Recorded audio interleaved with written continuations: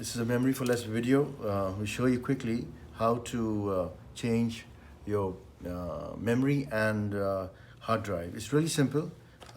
First, as a precaution, please always take out your battery from the notebook.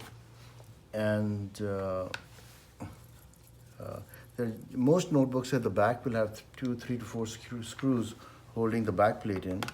If you undo the 4 screws, in this case they only have 3, your black back plate will come off pretty easily, and might need like a flat screwdriver just to pry it open.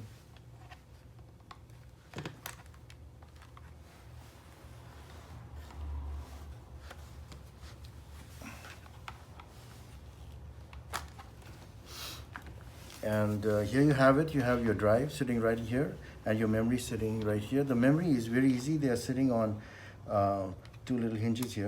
They flip open and they pull off.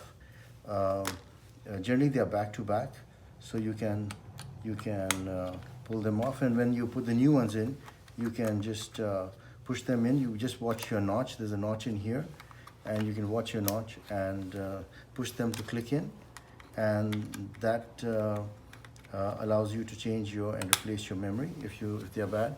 If you want to replace your drive, again, they are just sitting. It is just being held on by this brace. If you just remove these 2 screws, the brace comes off, and you can pull off your drive and replace it with another drive.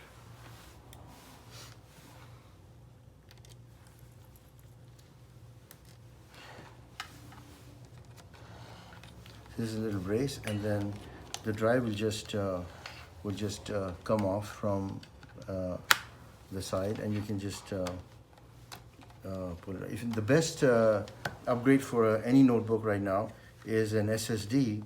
So if you have an SSD, it'll just fit in directly into the same socket that you had. Okay, this is a quick video. I hope you like watching it. Thank you. Bye.